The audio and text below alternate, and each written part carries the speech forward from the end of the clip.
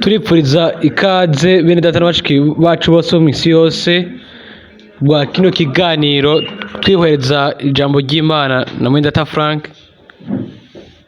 Nous sommes reconnaissants d'entendre la parole Turashima kuba twumva ijambo ry'Imana muri kino gihe. de ce Seigneur. Umwami ashobore guhezagira kandi akomeze arongoze mwemu wiwe mwene data Frank Pour qu'il dise kugira ngo avuge le Seigneur ibyo umwami veut nous dire. ashaka kutubwira. Avant que le frère Franck Mbere ko mwene data Frank atuvugisha, lise une parole d'introduction nashaka gusoma ijambo ry'intangamarara tirée des actes dukura mu byakozwe n'intumwa gatatu du verset 19 ku murongo wa 19 gushika ku 21. Répentez-vous donc dans les Nuko nimwihane muhindukire péchés soient ibyaha byanyu bihanagurwe, que des tonnes ibihe byo guhembuka bibone ingene biza de la face du Seigneur bivuye mu nyonga z'umwami Imana, kugira ngo nayo izitume Kristo yabatoranirijwe kera niwe Yesu. cependant que le ciel doit recevoir Ariko ijuru rikwiye kumwakira rétablissement de tout ce que Dieu ngo kumugumya gushitsa ku bihe byo gusubira guhindura ibintu byose bisha, les temps nk'uko Imana yavuze mu kanwa k'abera bayo yavugisha bose uhereye ubwa mbere na mbere. Gushika hano ni ijambo ry'Imana. Ngendata Frank, notre Dieu Imana pour sa umwami wacu ashimwe rw'ijambo ryiwe ryera kandi ry'igiciro. Nous savons tous que nous vivons tout près Twese turazi ko tubaye hafi cyane de Jésus. yo kugaruka kwa Yesu Kristo. Nous savons tous Turabizi twese que le Seigneur Dieu yuko umwami Imana a envoyé son serviteur yarungitse umuhanuzi wayo, umukozi wayo umuhanuzi, apporter le kugira ngo message divin azane ubutumwa bw'Imana avant imbere le retour du Seigneur. yo kugaruka k'umwami. Mais avant d'entrer plus en détail dans ce sujet, Ariko imbere yuko twinjira mu idonido bijanye n'uco cigwa, nashaka nubwo bimeze uko apporter kuzana de ces salutations intasho zose twaronse, haba muri Datamira, muri Mer Baltique, haba abo bose bo muri Autriche, muri Suisse, mu Burayi bwose, i Paris, ahantu hose, muri Canada, muri Leta Zunze Ubumwe za Amerika, muri Afrika, muri Aziya, partout, hose, même de Londres, mbere ni Londres, nous avons reçu des salutations. twaronse intasho zaho hose, kandi turasaba umwami De s'adresser à ngo tous les croyants abwire abizera by'ukuri bose mu mahanga yose no mu ndimi zose, et que la parole kandi ijambo ry'umwami fasse ce pourquoi rikore ico rirungikiwe, rikore ico ryarungikiwe. nous avons en effet entendu Twamaze kumva deux choses. ibintu bibiri Parole. nyamukuru mu ijambo ry'intangamarara. La première, afin que Icya mbere ngo kugira ngo Imana irungike ibihe by'impemburo, et nous attendons kandi turarindiriye que Dieu puisse yuko manifester Imana yogaragaza ikerekana ubuzima bwayo mu ihanga ryayo, igatanga uguhembuka k'ukuri, igatanga kunyiganyiga kwa nyako kwa mwemu, ukunyiganyiga gutanzwe na mwemu mu mugeni wa Yesu Kristo. et nous attendons également son Kandi turiteze kandi no kugaruka kwiwe. et nous savons, Turabizi nous l'avons lu, nk'uko twabisomye, ijuru ritegereza kumwakira, kumugumya uwo mwami wacu kandi n'umucunguzi gushika du rétablissement de mu gihe cyo gusubizwaho kw'ibintu byose a dit ibyo Imana yavuze à la bouche de ses serviteurs, biciye mu kanwa k'abakozi bayo les prophètes. abahanuzi. à la bouche des mu serviteurs. kanwa k'abahanuzi bayo abagurano. Ayo majambo y'ibyanditswe byera arakomeye cyane, akwiye gusomwa kandi agashyirwa ku mutima, atari inshuro imwe gusa ariko mu inshuro nyinshi zikurikirana, Et vraiment pris à cœur. bigashyirwa ku mutima. Aya majambo agashyirwa ku mutima. Umwami wacu arindiriye ego Dans le ciel, araguma mu ijoro gushika mu gihe aho byose rétabli bizosubizwaho mu mero yabyo yatanguye y'inkomoko et divin kandi y'Imana nk'uko byari bimeze haheze imyaka 2000 dans l'Église, mu ishengero Dieu vivant. ry'Imana nzima. Et nous croyons Kandi turizera de tout cœur. n'imitima yacu yose yuko umwami Voyez, frère, yarungitse mwene data Branham dans ce but, kubw'iyo mpamvu nyene. laissez-moi Mureke rappeler les paroles ndabibutse amajambo du Seigneur. y'umwami wacu dukunda. On lui a demandé dans Matthieu, Baramubajije muri Mateyo 17 les scribes ngo prétendent abanyabwenge b'ibyanditswe bafata yuko Eliya azobanza kuza. et la réponse Inyishu a été, yabaye je vous le dis, ngo ndabibabwira. Inyishu yaciye iza ngo ndabibabwira vérité, mukori Eliya araza, la première fois, azoza hanyuma azosubiza ibintu byose donc, nk'uko byari biri. pas seulement les prophètes, Rero si abahanuzi gusa canke intumwa gusa, ariko n'umwami wacu ubwiwe confirme yemeje yuko imbere de yuko Yesu Kristo Seigneur, agaruka, prophète umuhanuzi nka Eliya se présentera, yuko azoza, convoquer le azoseruka kugira ngo atume ko abantu b'Imana nk'uko uko ibyo byabaye ku musozi Karumeli, le peuple de Dieu kandi ko abantu b'Imana bazotegerezwa gufata ingingo, de continuer, devra prendre la décision bateza gufata ingingo kubandanya inzira zabo bwite cyangwa ko bagaruka ku mwami.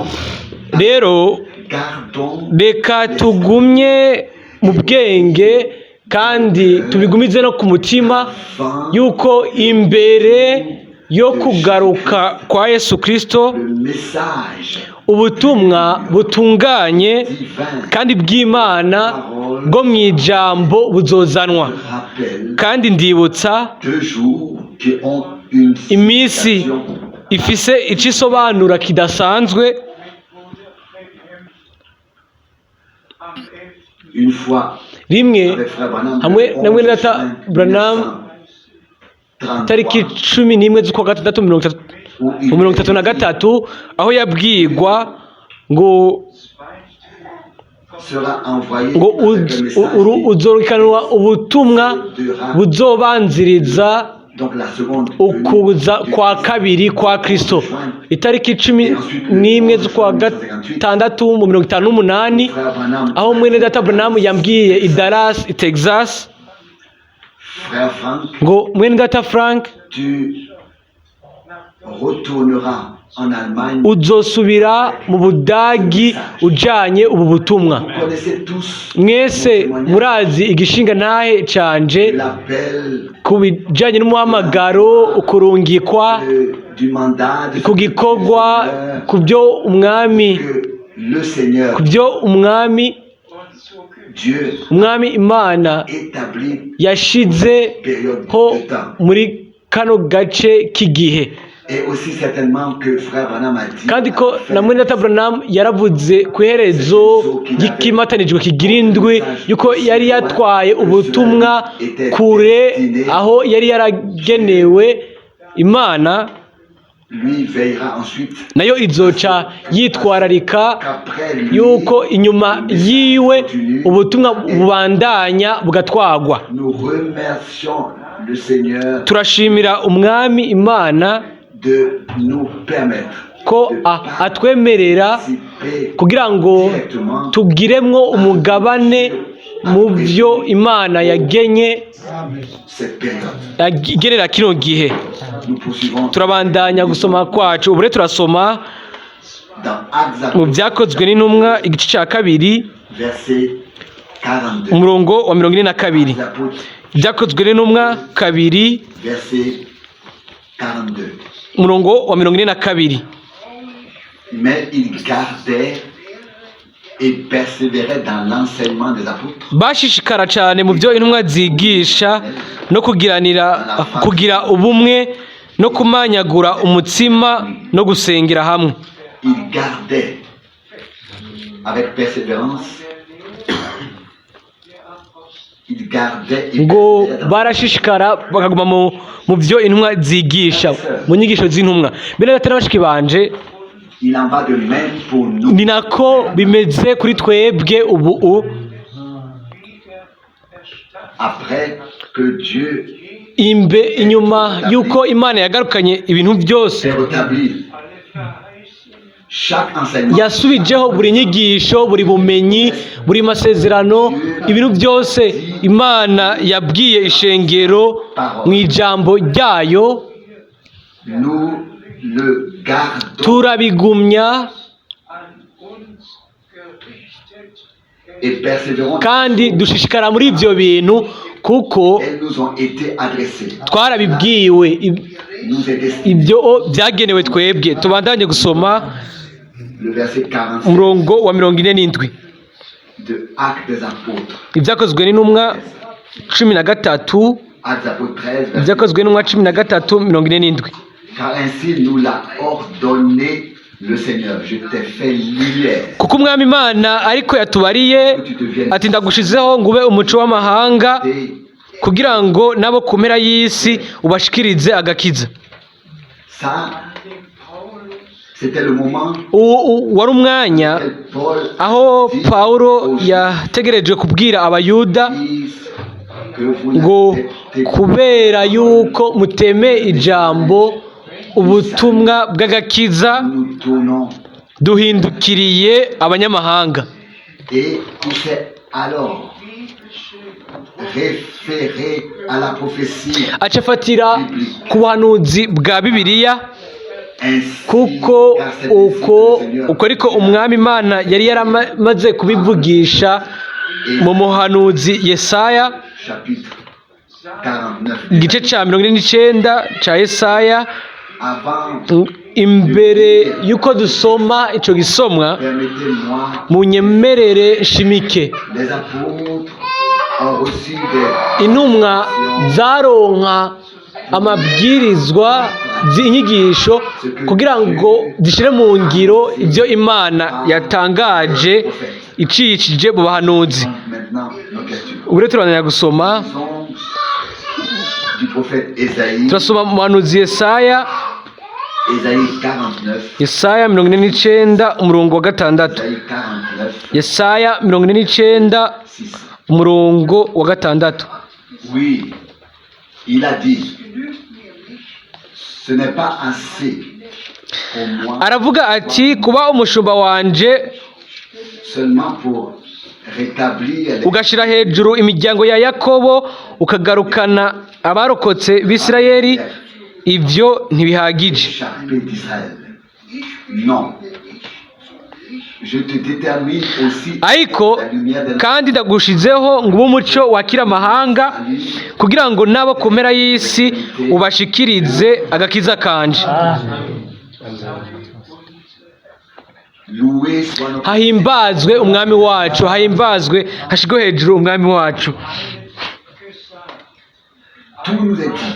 Byose turabibwiwe muri aya masezerano abiri, hamwe ku Bisirayeli, hanyuma L'Église no ku ishengero nation. ry'abanyamahanga. Et il ne suffit pas au Seigneur Ntibihagije gusa ku mwami ko Israël akoranya Abisirayeli mu buryo bushasha gusa, ntibimuhagije yuko Yerusalemu redevenu isubira gucika umugwa mukuru wa Israeli, Millionen Juden zurückgekehrt des millions de juifs kandi amamiliyoni y'abayuda bakava mu bihugu byose no mu ndimi zose bakagaruka, ntibimuhagije yuko abayahudi, il ne lui suffit pas que Israël yuko revienne, abisirayeli que les juifs, que Israël revienne sur leur bagaruka ku isi yabo, oya, ariko yagenye ibintu bibiri mu mugambi wayo, bimwe ku bayuda, ku bisirayeli. voyons Hanyuma turabona sous nos yeux que imbere y'amaso yacu yuko guhera mu 1948 promesse isezerano réalisée, ryarasohoje iryo umwami revenir son peuple yuko umwami yagarukanye ihanga ryayo ry'abisirayeli et qu'Israël a été rivana hose, déclaré hanyuma Isirayeli igatangazwa yuko ari leta.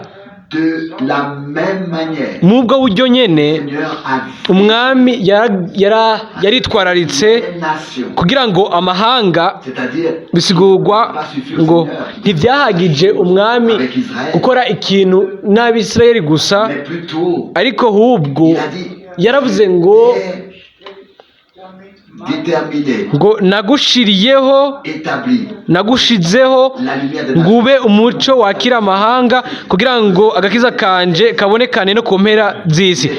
Amahanga yose, indimi zose concernés et byose birabaraba barimwo.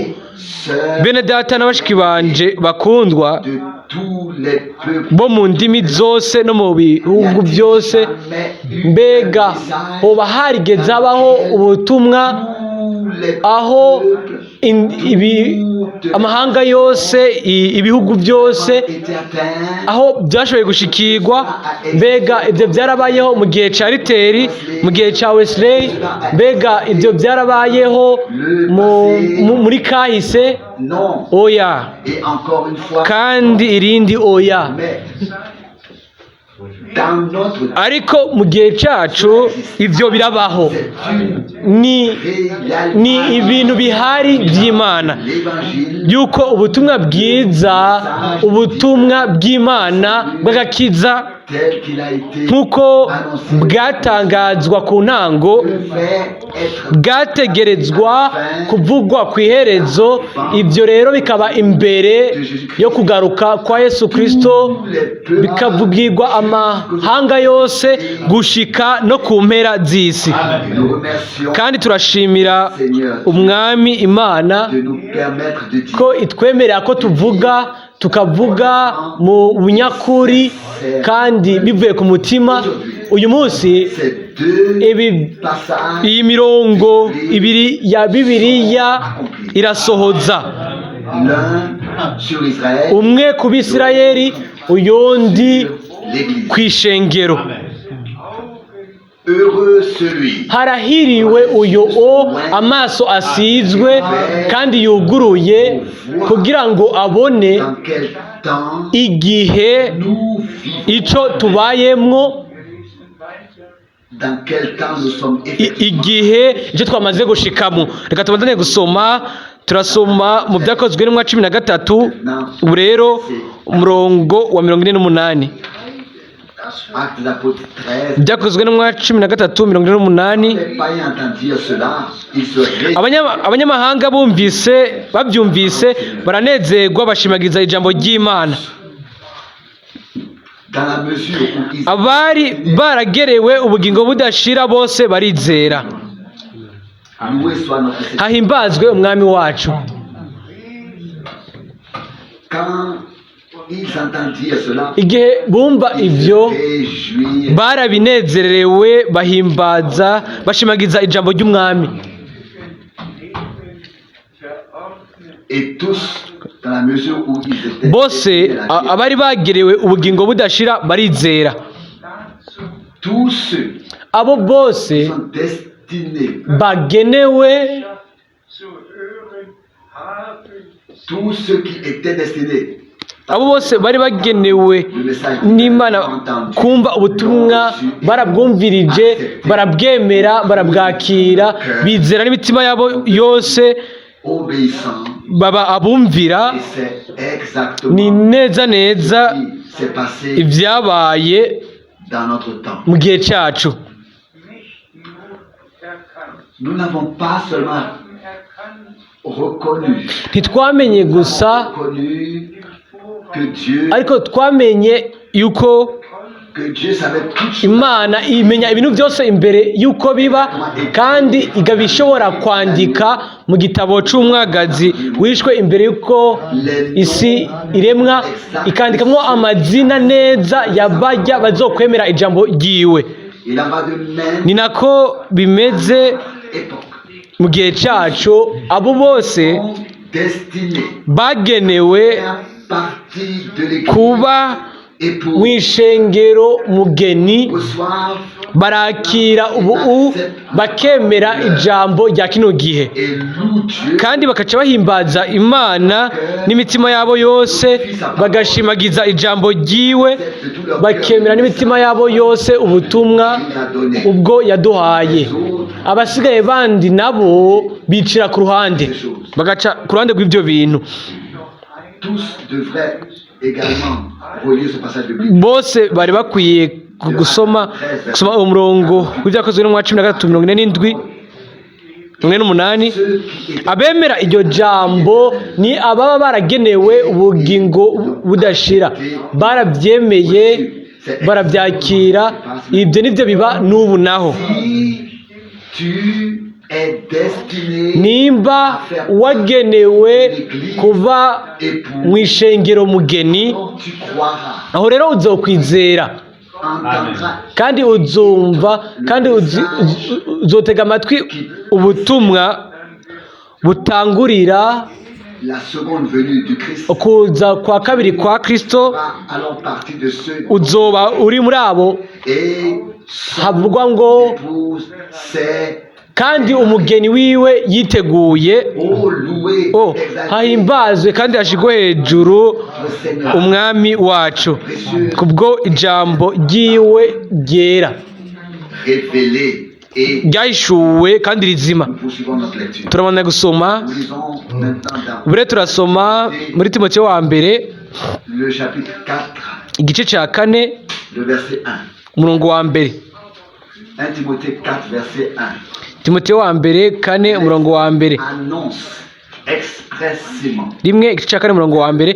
dans la suite des Ariko mwemu avuga byeruye yuko mu bihe bizoza bamwe bazota ibyizegwa, temps donneront la foi parce qu'ils se tourneront vers des êtres bagashira umutima ku by'imwemu zizimiza no ku by'inyigisho z'abadayimoni.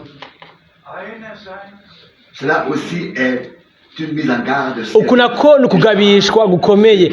Ku ruhande rumwe abamenye ibyo Imana iriko irakora ubu, ku rundi ruhande hariho abandi Empêtrés ba- dans des bashigwa doctrines bari mu nyigisho ziyobya jusqu'à ne plus en finir et gushikaho badashobora no kubivamwo. Abantu benshi rero nk'uko bagashigwa mu bisobanuro birengeye ugutahura. Ariko hariho umukuku wacunguwe n'amaraso, hariho umukuku wabatijwe mu muriro no mu mwemu, de Dieu urongorwa na mwemu w'Imana mu kuri kose. qu'une erreur Kandi abo nta kosa na rimwe, nta makosa et tromperie n'est canke ikinyoma kiba mu ishengero ry'Imana nzima. qu'une interprétation, Nta bisobanuro, une explication, nta bintu pas basobanura, discussion, nta biganiro mu ishengero mugeni ku butumwa, la parole de ku Dieu, ijambo ry'Imana ce que canke ku byo a mwene enseigné data Branham yigishije. seul Nta kiganiro chez les vérités. kuri abo by'ukuri bizera. Ils ont entendu le message, Bumvise ubutumwa ont et ont repris la kandi bafashe ijambo ryahishuwe barisubiza mu byanditswe byera, parole sainte bagira ijambo ryera ry'Imana barigira nakuka yabo, kuko niko riri kandi riguma ari nakuka yacu. Ndasaba dans l'écoute kandi de la nuit, mu mugeni w'umwagazi de discussion, nta bihari ibiganiro bagira ku byo mwene data Branham, ku byo Pawulo, ku byo Petero, ku byo umwami wacu yavuze. pas une seule discussion. Nta biganiro babikora ko bose barizera nk'uko ibyanditswe bivuga, bose baronse Révélation de la parole, uguhishurirwa kw'ijambo hanyuma barongorwa na mwemu yera de la vérité. mu kuri kose. Nous lisons Turasoma dans 1 Timothée muri Timoteyo wa mbere 4, igice cya kane le verset 6. umurongo wa 6. Si tu fais valoir ces choses auprès des frères, niwibutsa bene data ibyo sois un serviteur uzoba uri umukozi mwiza wa Yesu Kristo, parce que tu auras pour nourriture yarerewe mu majambo y'ukwizera n'ay'inyigisho nziza wakurikiye. référence. Amen. Amen. Ce verset Uyu murongo m'est adressé. no urambwira J'ai pris les bons enseignements, les vrais. nafashe inyigisho nziza ndazifata nk'urufatiro, nk'aho gufatira. Natanze iby'Imana yishuye, Cela implique effectivement de kandi savoir ibyo bishiramwo yuko turashimika comment frère Branham ingene mwene data Branham yaronse itegeko faire le voyage ngo en Suisse, ntagire urugendo rwo kuja muri Suisse, ntaje muri Suisse i Zurich, retourner ariko ngo asubire i Jeffersonville, emmagasiner là. hanyuma ngo aziganye ibyo kurya. Et le même Seigneur, Uwo mwami je nyene peux le dire, ibyo ndashobora kubivuga la Bible ndugije Bibiliya yanje imbere y'inyonga z'Imana. ce même Seigneur Uwo mwami nyene qui a chargé uwo Branham yahaye igikorwa mwene data Branham, yahaye igikorwa mwene data Branham, à emmagasiner la nourriture divine, car yaziganije ibyo kurya by'Imana, mais de tout kuko umuntu ntabeshwaho n'umukate gusa, ariko abeshwaho na buri jambo ryose ry'Imana. Ibyo bifungurwa et c'est ce même Seigneur byo kuziganywa, uwo mwami nyene yategetse mwene data Branham, uwo niwe yantegetse ngo cette nourriture nziganye ibyo byo kurya. m'a dit Hanyuma mwene data Branham yarambwiye itariki 3 1962 mu kw'icumi na kabiri mu 1962 ati mwene data Frank, rindira avant de distribuer la nourriture imbere y'uko ugabura ibyo byo kurya jusqu'à que tu aies reçu le reste. gushikaho uzoronka ibisigaye nabyo birimwo.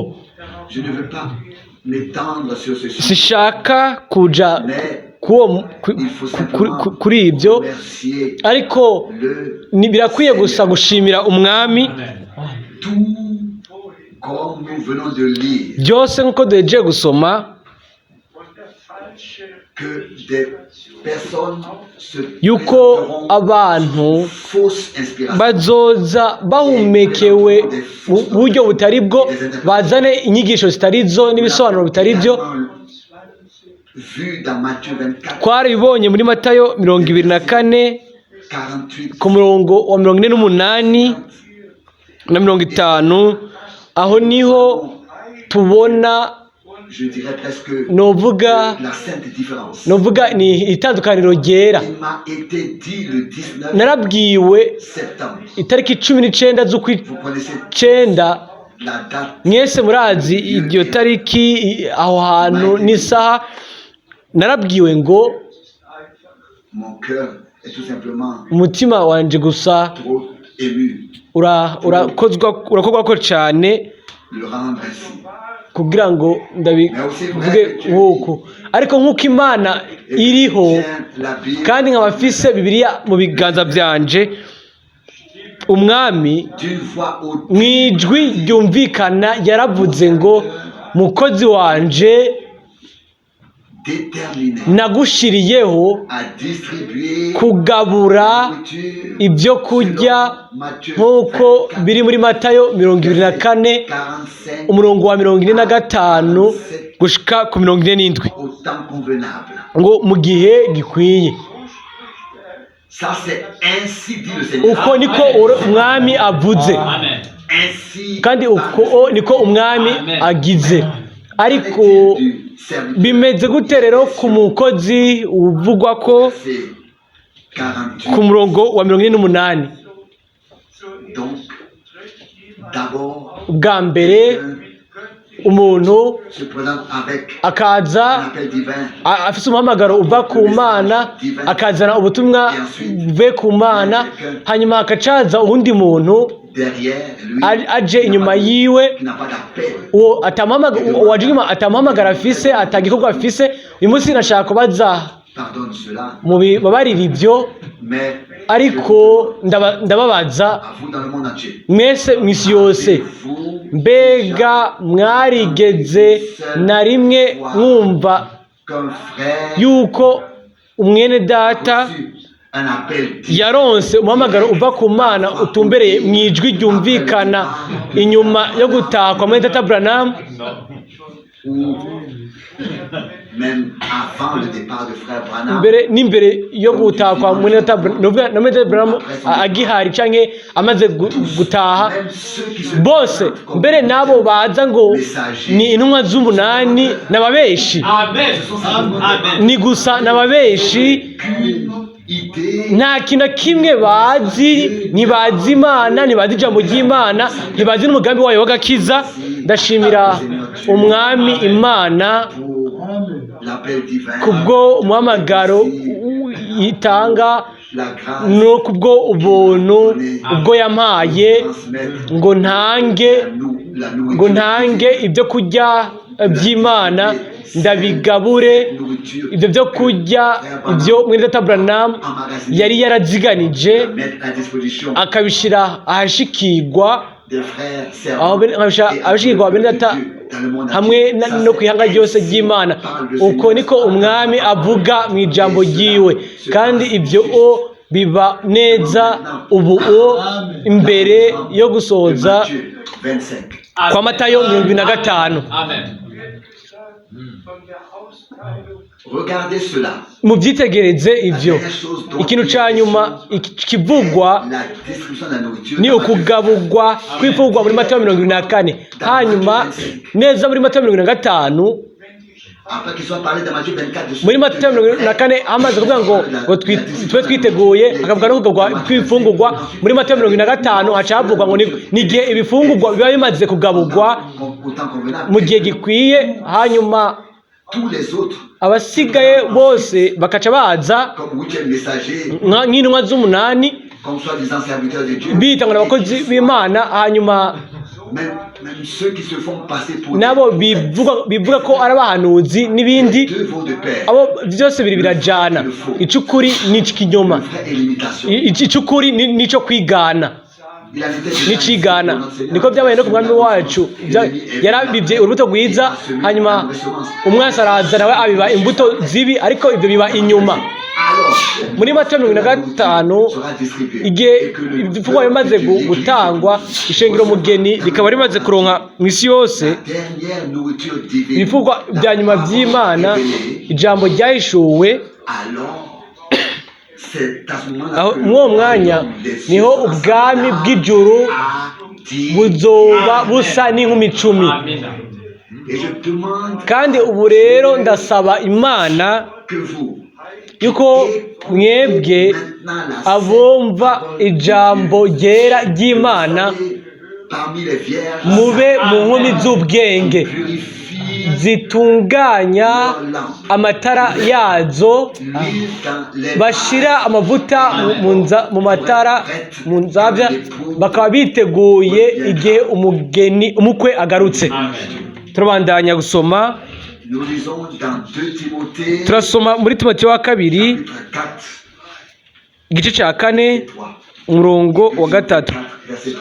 Timoteyo 4:3, igice cya 2 Temps Timoteyo kabiri igice cya kane umurongo wa gatatu. Trouveront que l'enseignement des Saintes Écritures est kuko igihe kizoza batazokwemera kumva ukwigisha kuzima la ngo démangeaison d'entendre des choses. ariko kuko amatwi abajya yifuza kumva ibibanezereza bazokwirundaniriza abigisha bahuje no kwifuza kwabo.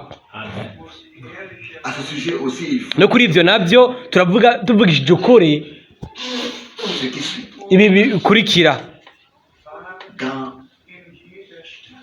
l'église primitive, Mu ishengero rya il n'y mbere avait qu'une seule église dans chaque ville. hariho ishengero rimwe muri buri gisagara, Et vous savez tous, kandi murabizi mwese, je l'ai déjà mentionné plus, naramaze kubivuga inshuro nyinshi, même à l'époque de Pérégrine. mbere no mu gihe cya Peregrine aho yavuga ngo ubu 8 églises différentes. hari amashengero 8 atandukanye i Tucson, hanyuma habayeho 9, 11. hanyuma aba 11 mu gisagara kimwe. Tout cela témoigne. Abo bose bagashinga intahe yuko Pas eu pour ces frères qui kuri abo bene data bigisha nta muhamagaro nta no kurungikwa. No mu gihe cyacu nta mashengero menshi ahari, ariko hari ishengero rimwe, ry'umugeni ahantu mu gace kose. Nta mashengero menshi ahari, hari gusa ibisobanuro byinshi, hari n'amamerekezo menshi kuko twenda kubivuga imbere hagati mu butumwa. à l'intérieur Oya, ariko imbere mu butumwa seule hari direction, amerekezo amwe gusa, c'est-à-dire celle bisigura ngo donnée nayo yatanzwe mu ijambo ry'Imana. la parole de Dieu. Tous les frères, Bene data bose comptez-les tous, demandez baharure, mubabaze, mbega urafise umuhamagaro, urafise baza mu two duce twose n'utwo tugwi.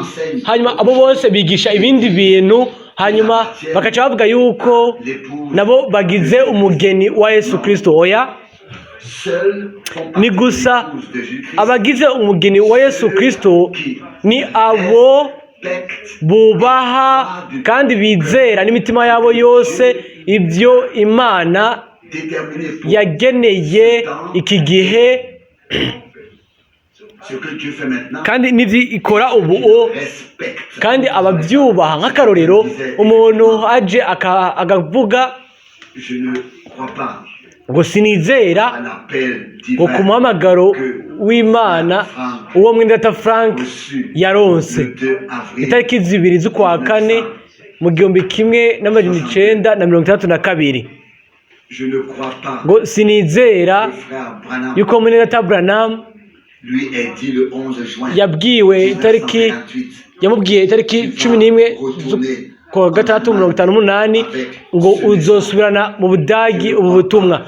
Ngo sinizera frère Branham yuko mwindata Branham ait dit à frère Frank yabwiye mwindata Frank itariki 3 z'ukwa 12 62 attends 62 ngo rindira kugabura imfungurwa gushikaho uzoronka ibisigaye. tous les frères et sœurs Bene data bose n'abashiki banje croient cela. badashobora kwizera ivyo Dieu aime baba bagize Imana ko ari ibesha. moi Nimunyemerere ndabivuge mu buryo bwumvikana, l'avoir dit clairement. ndabivuge mu buryo bwumvikana, Dit clairement. munyemerere kuba nabivuze mu buryo bwumvikana. Turegereje cyane kugaruka kwa Yesu Kristo, Il faut que la vérité soit birakwiye yuko ukuri kuvugwa. une seule fois. Hari ukwizera kumwe, Seule église hari ishengero rimwe ry'umugeni, hari ubutumwa bumwe bw'Imana, qu'un seul. hari igikorwa kimwe, Il n'y a qu'un seul mandat. hari igikorwa kimwe icyo Imana yatanze ubw'ubuntu muri kino gihe. Lisons encore Reka dusome kandi gato, turasoma muri Tito versets 7 et 8. Tite, kabiri, Tito kabiri umurongo w'indwi n'umunani. Ndasoma umurongo w'indwi.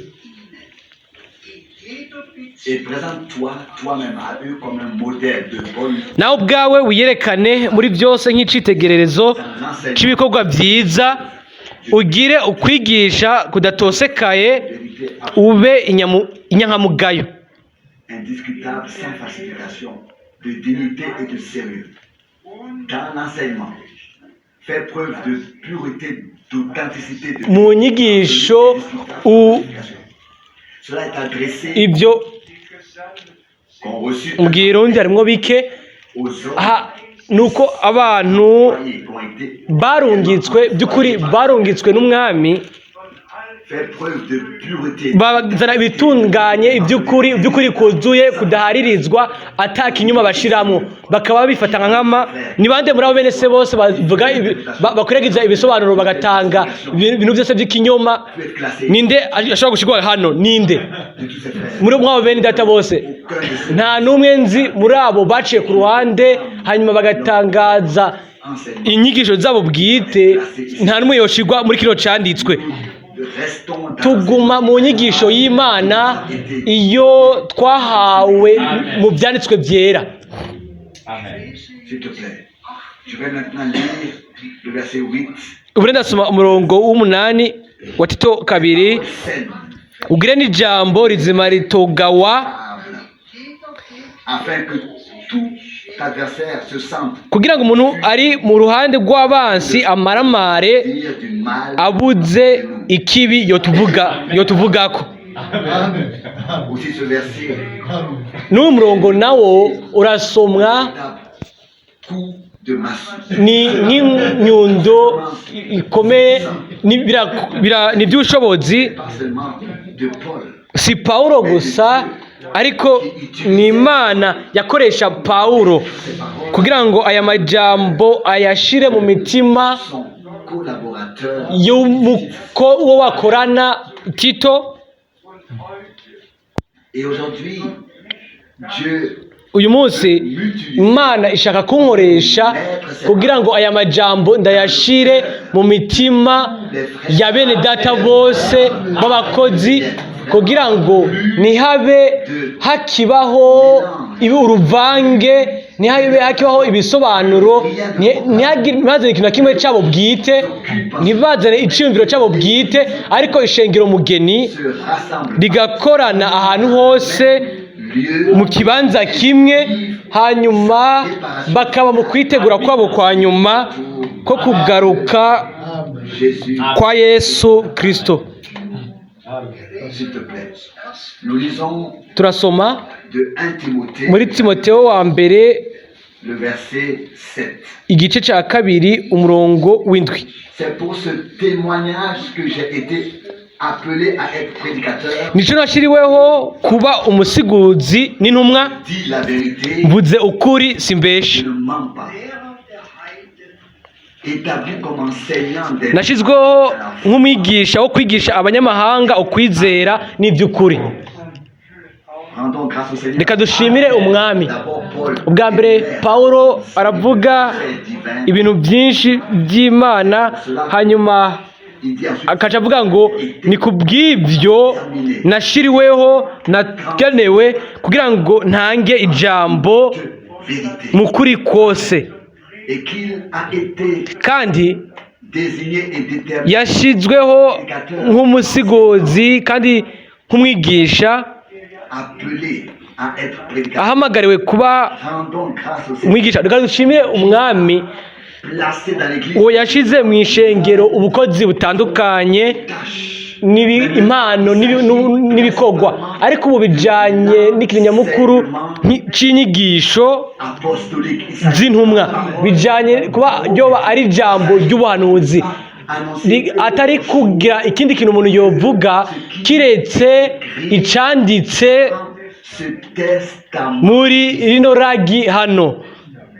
et un testament, Kandi iragi cyangwa isezerano ce qu'il faut. riba rifise byose bikwiye kugira ngo ribe igisezerano, Et comme il exprime la dernière volonté, nk'uko avuga kugomba kwa nyuma, nk'uko Pawulo yashimitse yuko yashyizweho nk'umwigisha ashyizweho n'Imana, s'approprie nta n'umwe yokwiha impano cyangwa ngo yihe igikorwa lui avoir ategerezwa ibyo bitegerezwa kuba yarabihawe n'Imana. Et c'est pourquoi Nico gituma turashima yuko dushobora gutondeka byose tugatanga byose mu buryo bwa Bibiliya, haba mu nyigisho mbere sur le plan no doctrinal, ku bijyanye n'inyigisho soit finalement kugira ngo byose bitondekwe neza mu buryo bwa bibiliya imbere yo kugaruka kwa Kristo kandi ibyo byigishwe nk'uko.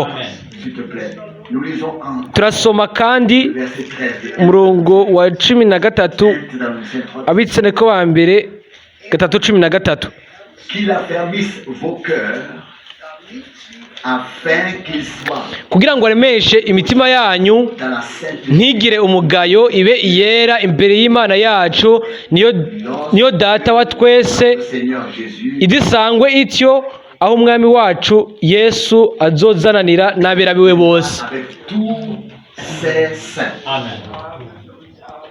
Nous pouvons Turashobora kuvuga gusubiramo ngo amen kandi amen inshuro nyinshi ku bijyanye n'ibi.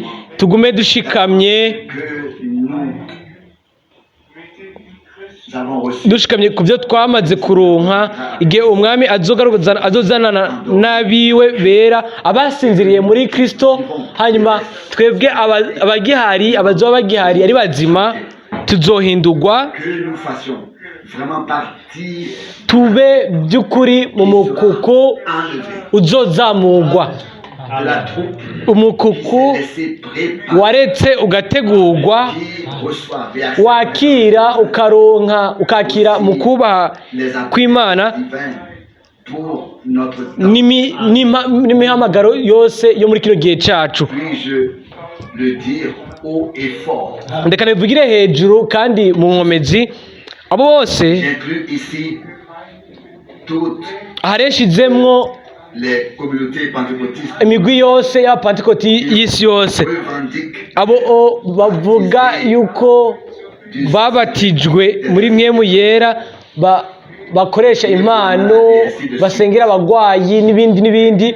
pour ceux Kuri abo qui ne croient pas batizera que Dieu ico Imana yagenye mu ijambo ryayo passage muri kano gace ka nyuma, pour ce dernier passage dans le temps aka gace gicamwo ka nyuma icyo turimwo Luka 19 du verset ku 40 murongo wa 40 na 45 à eux ibyo nabo birabaraba biraba kuri bo ko Yesu yaririye Yerusalemu Jérusalem haravuga ngo Yerusalemu iyaba connu en waramenye kwino saha sert à ta paix ibi byo kuzaniye amahoro, ariko ibyo bigumye binyegeje amaso yawe. celui qui ne voit pas ce Umuntu atabona iby'Imana yasezeranije, qui ne voit pas ce que Dieu fait, atabona iby'Imana ikora ubu, celui pour qui ces choses uyo ibi bintu étaient cachées bigumye binyegeje, uwo mu buryo bumwe n'impumyi arashaka kuvuga mu ndimi, arashaka kuvuga mu ndimi, arashaka guhanura, arashaka gukoresha impano zose, hanyuma akaca abwira umwami ngo n'ai-je pas pour mbega sinavugishijwe, mbega sinakoze ibi na biriya. bien le frère et Bene data na bashiki banje, je sais pas pourquoi sinzi impamvu ntegereza gushimika kuri ibyo bintu byose uyu munsi, mais je me répète ariko reka nsubiremwo, reconnais umuntu que Dieu fait atamenya ibyo Imana ikoze mu gihe cyacu nk'uko yabisezeranije.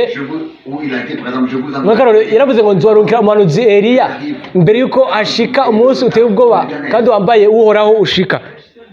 frères et sœurs Bene data na bashiki banje, pour le dire mbega ntegereza kubabwira Petero l'inspiration ahumekewe na mpwemu yera avait déjà parlé yari dans sa première prédication yamaze kuvuga mu butumwa bwe bwa mbere, du Seigneur avugamwo umunsi w'umwami acte 2 verset 20 mu byakozwe n'intumwa 2:20. Yari yavuze ku bijyanye n'umunsi w'umwami, aravuga yuko izuba rizohinduka ricure umwiza kandi yuko la lune ukwezi rugunike gusa nk'amaraso imbere yuko umunsi utebwa w'umwami ushika. Nimwiyumvire ibyo bintu, Petero yategerejwe kuvuga ibyo bintu mu butumwa bwiwe bwa mbere ce qu'il a dit dans sa première ibyo yavuze mu butumwa bwe bwa mbere nibyo nanjye nshaka kuvuga ubu mu butumwa bwa nyuma kandi ndashimika mu butumwa bwa nyuma et j'insiste kandi ndashimika kandi nkashimika mu butumwa bwa nyuma ubu ku iherezo ndashimika icyanditswe kirasohoza imbere y'amaso yacu imbere y'uko umunsi w'ubuntu umunsi w'agakiza uhera kandi umunsi w'umwami nawo ugatangura izuba rigahinduka nk'umwijima inyenyeri zigakoroka zivuye ku ijuru imana nubwo bimeze uko yagumije ijambo ryayo yagumije amasezerano ninde yoca ku ruhande ibyo bintu ndabasaba ninde et je le répète reka nsubiremo rindi rimwe que chacun s'adresse umuntu wese abwire imana ku giti ciwe ntabwire jewe pas à frère Branham, ntabwire mwene data Branham cyangwa mwene data Paul que chacun umuntu wese se présente devant Dieu et dit naje imbere y'imana avuga ati mwami mukundwa umpe ubuntu ubu rero by'ukuri ngire umugabane mu byo wategekanije muri ino minsi et comme nous l'avons kandi nk'uko twabisomye dutanguye ils sont restés dans l'enseignement des baguma mu nyigisho z'intumwa bagumye bashikara mu nyigisho z'intumwa dans la communion mu gufatanya mu masengesho mu kumanyagura umutsima nk'uko nyine natwe twagarutse ku nyigisho z'intumwa tuguma mu gufatanya n'umwami kandi dufatanyije na bamwe ku bandi tuguma mu bufatanye bwa mwemu yera kandi turashimira Seigneur umwami imana ku byo yamaze gukora fait ku actuellement byo ariko arakora ubu hamwe n'ibyo azokora à la fin. ku iherezo Lui, uyo notre Seigneur, umwami wacu kandi umucunguzi dukunda qui a versé son sang, yamenye amaraso yiwe yera pardonné kugira ngo ababarire ibyaha byacu le sang de amaraso la nouvelle alliance. y'isezerano rishasha Nous sommes bene data n'abashiki banje turi ihanga ry'isezerano rishasha turi abahungu n'abakobwa b'imana kandi twagenewe partie kuba d'épouse kugira umugabane mu ishengero mugeni rya Yesu Kristo nicyo gituma turizera mu gusohoza kw'amasezerano notre temps. mu gihe cyacu Seigneur, ku mwami imana yacu soit la gloire, ahabwe icubahiro ahimbazwe soit le remerciement ashimwe kuba yaruguruye amaso yacu n'imitima yacu akaba yaratwemereye kuraba Seigneur ibyo umwami de nous avoir permis de voir que kubona ko et confirmer sa parole. umwami yemeza ijambo ryiwe kuri twebwe kandi abazanya kuryemeza gushika no gutunganwa Lui, uyo la gloire ubwiza dans toute l'éternité. mu bihe byose bidashira haleluya amen Amen. amen Nous nous levons en turahaguruka kandi dushimire umwami mwidata bog arashima nous te remercions data uri mu ijuru pour ta grâce. turagushimira ku bw'ubuntu bwawe Nous te remercions turagushimira ton peuple. turi ihanga ryawe Et tu nous as parlé. kandi watuvugishije muri kino gitondo Ta précieuse, biciye ku ijambo ry'igiciro ryawe ta parole est esprit. ijambo ryawe ni mwemu kandi n'ubugingo ijambo ryawe rirakora icyo urirungikira Bénis tous les frères et wezagire bene data bose na bashiki bacu mu isi yose entendu. abumvise ubutumwa bwa nyuma Bénis-les. ubahezagire Bénis tout wezagire igikorwa cyose turabashima yuko twamenye que tu as fait ibyo wakoze n'ibyo ukora ubu au nom mu izina rya Yesu amen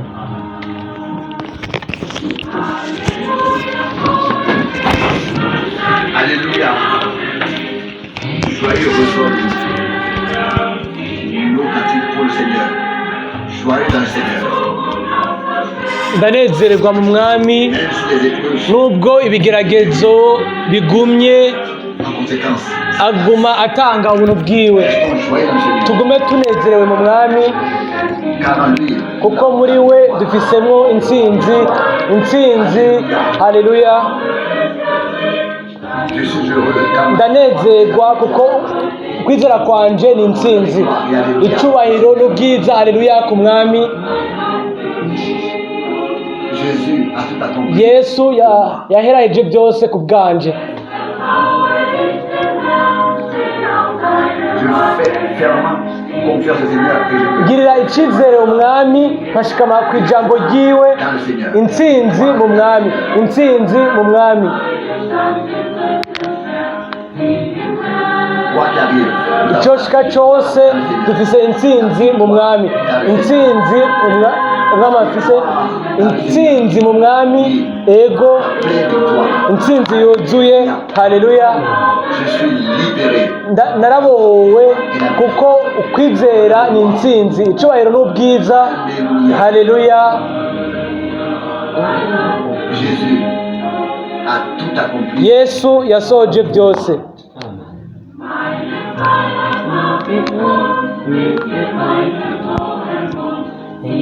Ma délivrance est manifestée. kubohoka kwanje kwaragaragaye intsinzi mu mwami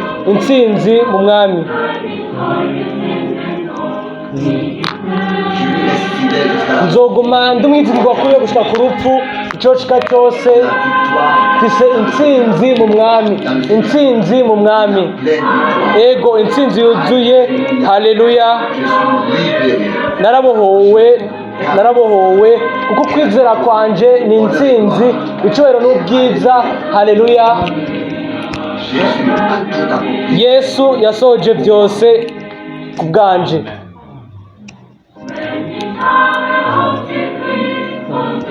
Quand j'aurai accompli la dernière bataille, igihe nzoba maze kurwana intambara ya nyuma atteint le but, nkashikira intego alors dans toute éternité, aho rero mu bihe byose bidashira nzoririmbira mu bwiza ngo intsinzi mu mwami kuko victoire dans le Seigneur. intsinzi mu mwami ego intsinzi yuzuye Alléluia. haleluya Je suis libéré. narabohowe kuko kwizera ni intsinzi icyubahiro n'ubwiza Alléluia. haleluya Jésus a tout yesu yaheraheje byose ku bwanje